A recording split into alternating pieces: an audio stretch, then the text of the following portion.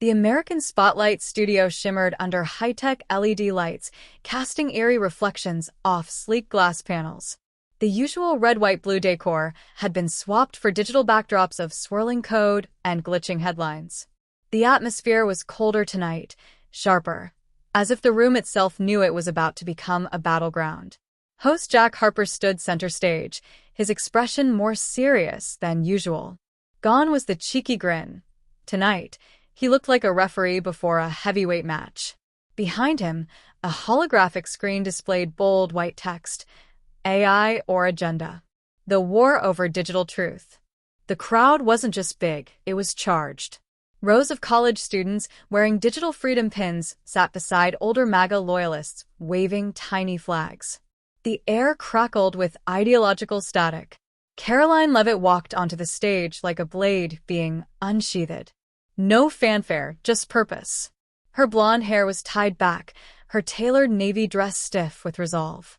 In one hand, she held a slim tablet, glowing softly like a loaded weapon. Her eyes scanned the room not with warmth, but with calculation. Across from her, already seated under the harsh studio lights, was Trevor Noah. He looked as relaxed as a man in front of a firing squad could be, shoulders back, smile present, but the lines around his eyes betrayed a deeper alertness. His fingers drummed silently on the armrest. Jack Harper's voice boomed, more measured than ever. Tonight isn't about laughs or likes. It's about something far more dangerous. Miss Leavitt, you claim Mr. Noah has used artificial intelligence to shape political discourse, even manipulate public opinion during the 2024 election. That's a bold accusation. The nation's watching. So let's hear it. The audience fell into an electric silence. Karoline's voice was calm, precise. Jack, what the American people think is organic comedy, unfiltered satire, is in truth a coordinated data operation. I have evidence that during the 2024 campaign cycle, Trevor Noah's production team used AI to generate content specifically designed to shift public opinion away from President Trump and conservative candidates. Not just opinion, Jack, votes. Trevor gave a soft laugh, but it didn't carry far. Karoline, is this a tech TED Talk or a Trump rally? He said, voice still warm but eyes narrowing. She didn't blink. I'm not here for jokes. I'm here for truth. The crowd rumbled. Some cheered, others jeered. Karoline held up the tablet. This device contains leaked messages from a now disbanded data analytics group tied to Noah's former media partners. One of those messages, dated August 12, 2024, reads, and I quote, "Deploy the next batch of satirical clips. Target demographic, swing state Gen Z voters. Focus, Trump gaffes, MAGA missteps. Goal, humor that converts." Gasps rippled through the crowd. Jack leaned in. You're saying Trevor's jokes weren't just comedy, they were strategy? Digital propaganda, Karoline replied, her tone like steel sliding into place. Comedy scripted by algorithms. Targeted. Weaponized. Trevor's smile thinned. You're calling what I do propaganda, while you defend a man who suggested injecting bleach into humans? The MAGA corner erupted in protest. The free speech crowd clapped back. Studio staff struggled to keep order as the divide grew audible. Karoline raised her voice, slicing through the noise. This isn't about Trump. It's about trust. Trevor hid behind humor while letting AI distort facts. That's not satire. That's manipulation. Trevor leaned forward now, eyes flashing. So now comedians are the villains because we're too good at making people think. You didn't make them think, Karoline fired back. You made them feel. You laughed people into hating their own country.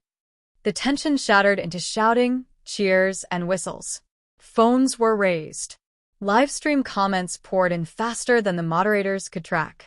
Jack, seizing the dramatic peak, raised his hand. Karoline, do you have proof?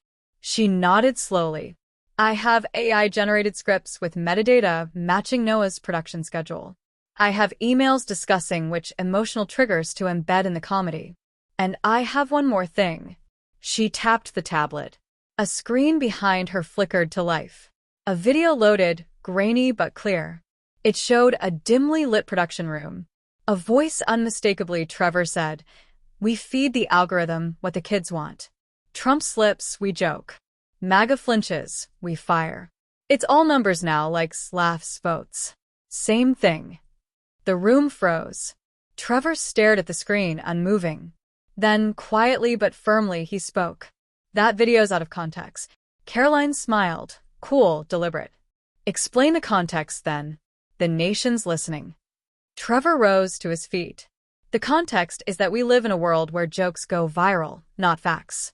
So yes, I use tools to stay relevant. But I never lied. I never told anyone what to believe. I showed them what was happening and let them decide. You showed them what you wanted them to see, Karoline snapped. Trevor's face was hard now. That's what you're doing right now. The crowd roared again, half standing in support, half shouting him down. Jack Harper looked from one to the other like a man watching a dam crack. Is this the future of media? He said, voice solemn. Truth filtered through AI? Comedy used as a weapon? Who decides what's manipulation? And what's just a punchline? No one answered. Not Karoline. Not Trevor. Only the audience, split down the middle, reflecting a country at war with its own reflection. The lights dimmed, but the fire had already been lit. As the screen faded to black behind her, Karoline sat down with the grace of someone who believed they had already won. Her eyes never left Trevor Noah. They didn't need to. She had launched her payload, and now she was watching for the fallout. Trevor remained standing. The camera lights caught the tension in his jaw, the glint of sweat above his brow. For the first time in the segment, he didn't smile. He didn't speak. He just looked at Jack Harper, then at the audience, half of whom stared at him like he'd betrayed them, the other half like he was being crucified. Trevor, Jack said, tone softer now, almost empathetic. This is serious. Do you deny using AI to guide the direction of your comedy? Trevor inhaled deeply, closing his eyes for just a second. When he opened them, the defiance returned, but it came paired with weariness, as if he were dragging a mountain behind his words. I don't deny using technology, he said finally, voice measured but firm. Everyone does. Politicians use data to craft speeches. Networks use it to push headlines. And yes, my team ran analytics to know what topics would hit hardest. But those words, those jokes, those were mine. Every single one. I didn't manufacture outrage. I reflected it. He took a step forward. You want to talk about manipulation? Let's talk about the politicians who use faith and fear as tools. The news anchors who sell outrage because peace doesn't get clicks. Or the pundits who pretend to fight for truth while building careers on division. Karoline tilted her head slightly, her expression unshaken. You still haven't explained the video. Trevor shook his head. I explained the reality. That video is a moment. Edited, framed, dropped like a bomb. You want to paint me as some puppet master pulling strings, when in reality, I'm a guy trying to survive in an ecosystem that eats silence alive. You're not angry I used data. You're angry that it worked. The crowd rumbled, less divided now, more contemplative. A shift. A murmur of complexity amid the noise. Jack Harper, always ready to stir the embers, leaned in again. So, is this the end of comedy as we know it? Or just another chapter in the political playbook? Karoline stood, slow and steady. Her voice, when it came, was lower, calmer. No, Jack. This isn't the end of comedy. It's the beginning of accountability. We've let humor slide under the radar, calling it harmless. But words shape thoughts. Laughter plants seeds. And if we don't question the voices who make us laugh, we risk giving them more power than truth itself. She turned back to Trevor. You didn't lose tonight, Trevor. You got exposed. And the people will decide what that means. Trevor looked around the studio one last time, at the cameras, the screens, the faces. I hope they do, he said, his voice now quieter, not from defeat, but from resolve. And I hope they ask who gave you that video and what they're trying to buy with it. Then, without waiting for the show to end, he stepped off the stage.